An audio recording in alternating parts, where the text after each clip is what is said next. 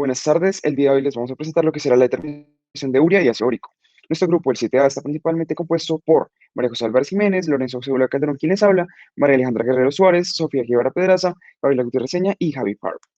Entonces, empezamos por presentarles lo que será la urea con su origen metabólico, filtración y excreción, además de los aspectos de los cuales depende su concentración en suero. Entonces, en origen metabólico encontraremos que este será sintetizado en el hígado principalmente a partir de lo que será el CO2 y el amoníaco por la desaminación de los aminoácidos.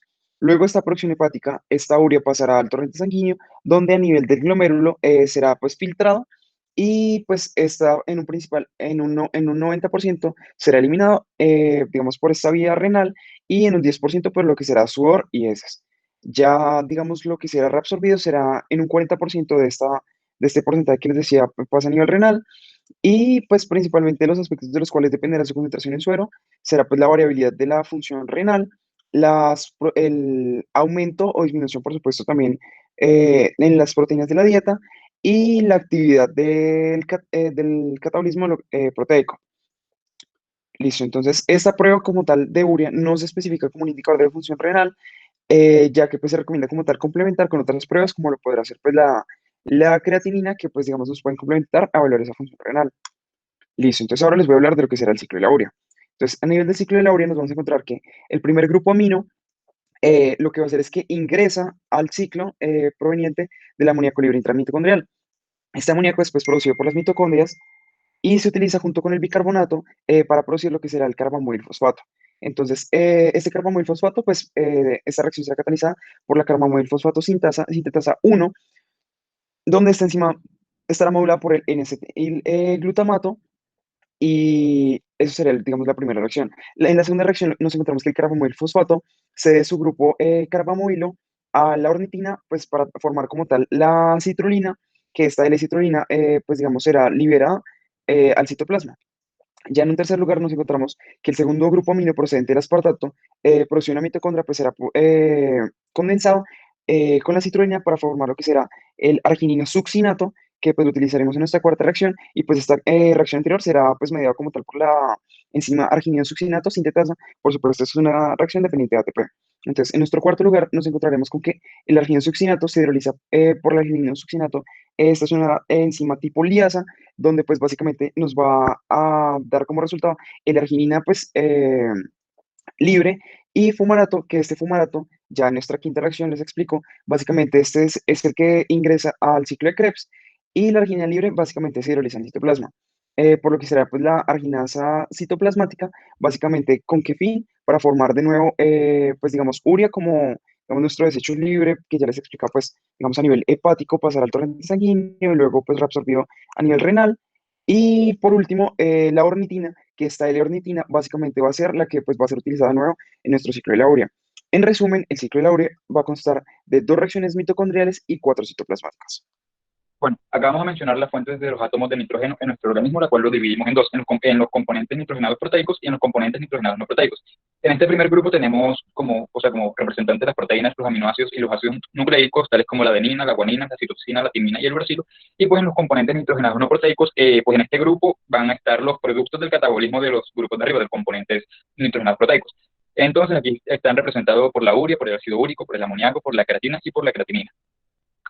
Bueno, aquí en la imagen de la derecha podemos ver un esquema en el que se evidencia el ciclo de la urea. Pusimos esto para representar una de las vías de metabolismo de los componentes nitrogenados proteicos. En este caso, pues, de las proteínas y aminoácidos en específico. Entonces, en el ciclo de la urea que se lleva a cabo a nivel hepático, se darán procesos de desaminación de los aminoácidos y esto va a producir amoníaco, que es un amoníaco.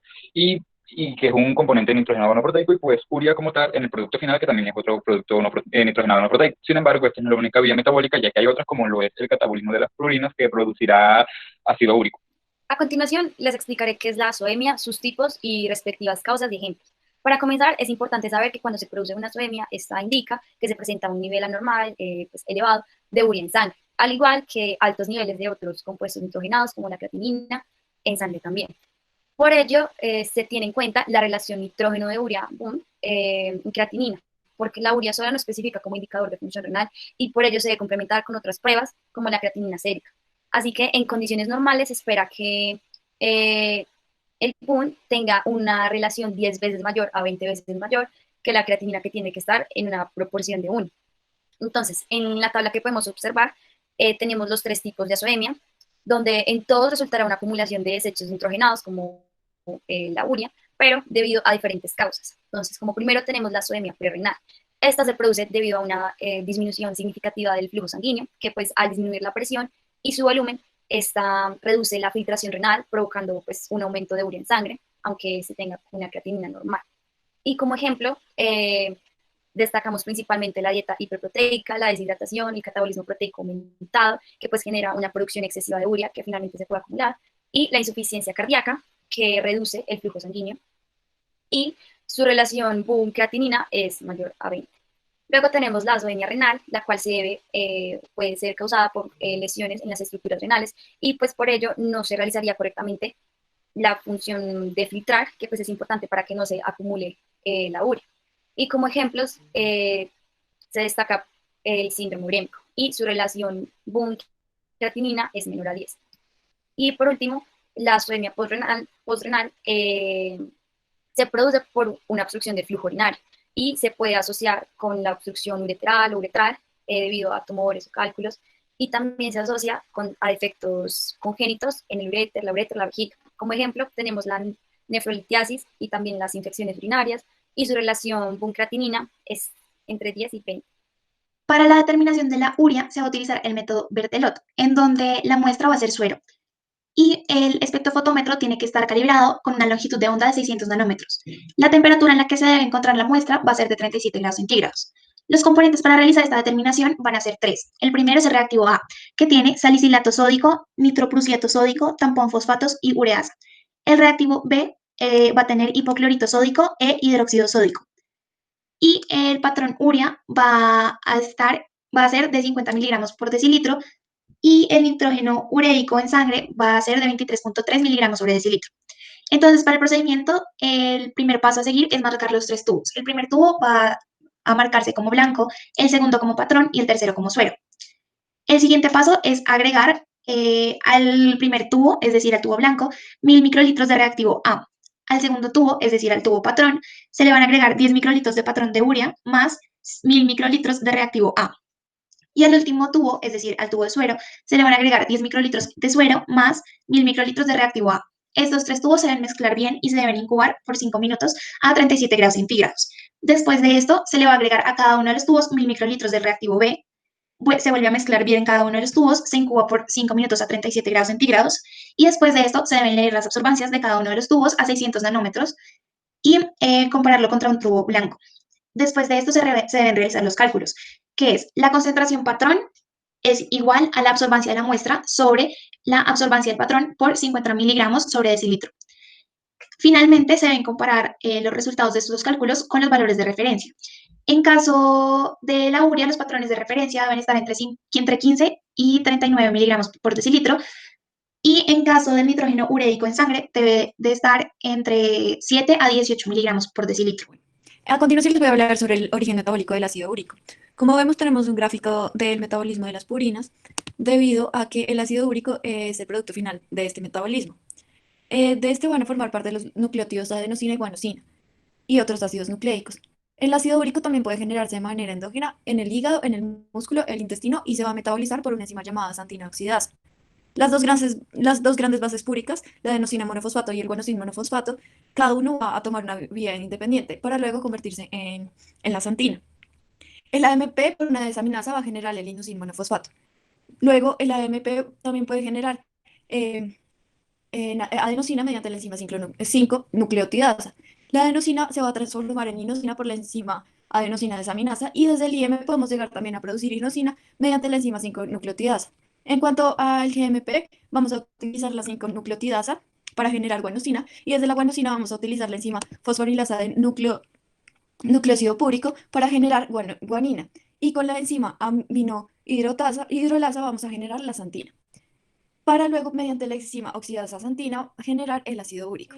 La filtración y la excreción va a darse principalmente en el riñón mediante 4 fases. La primera fase es la filtración glomerular, donde se va a filtrar más o menos el 1% del ácido úrico en forma de urato.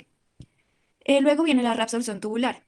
Se reabsorbe más o menos en su totalidad el urato en el túbulo contorneado proximal.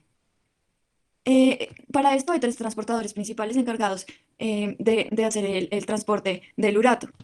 Tenemos el transportador clorourato, URAT1, el transportador para aniones orgánicos, OAT, y un canal transportador de urato, GLUT9. El tercer paso es la secreción tubular. Más o menos el 50% de urato se vuelve a secretar en la zona distal del túbulo. Y esto va a depender del transporte activo de MRP4. Y por un mecanismo de contrasporte va a alcanzar la luz tubular. El cuarto paso es la reabsorción tubular postsecretora y es donde una gran parte del ácido úrico va a ser nuevamente absorbido, más o menos en un 40-45%. Esto va a suponer que la excreción final de urato sea de un 6 a 10% del inicial. Más o menos el 75% del urato va a ser expulsado por la orina y el 25% restante va a ser excretado de manera extrarrenal por medio del aparato gastrointestinal. Se considera hiperuricemia cuando la concentración sérica de uratos es mayor de 7 miligramos en hombres y superior a 6 miligramos en mujeres. Cabe aclarar que la hiperuricemia no es lo mismo que la gota, sin embargo, prácticamente todos los enfermos de gota presentan hiperuricemia en algún momento de la evolución de su enfermedad. Entonces, las hiperuricemias se pueden clasificar en primarias y secundarias. La primaria se refiere a las enfermedades de carácter genético o cuando pues, no se identifica una causa que explique el aumento de la contracción de uratos, es decir, que sea idiopática. Esto ocurre en más del 90% de los casos. También, pues, entre una de las causas principales de este tipo de hiperuricemia son defectos enzimáticos genéticos en el cromosoma X. Por ejemplo, cuando se diagnostica a un niño o una mujer en edad fértil con hiperuricemia, pues se sospecha de un defecto enzimático. El otro tipo es secundaria, que es cuando se da una alteración del metabolismo de las purinas que se produce pues como consecuencia de otra enfermedad. Entre estas enfermedades destacan las hematológicas, neoplásicas, psoriasis, sobreingestión de purinas eh, y situaciones que promueven un aumento pues, del catabolismo o disminución de la síntesis de ATP. Por ejemplo, pues el catabolismo del alcohol, ejercicios, miopatías metabólicas, hipoxia ística, porque en el catabolismo del ATP pues se da la formación de la AMP y este AMP va a entrar a la vía degenerativa de los nucleótidos purínicos, ocasionando pues en sí un aumento de la síntesis de ácido úrico.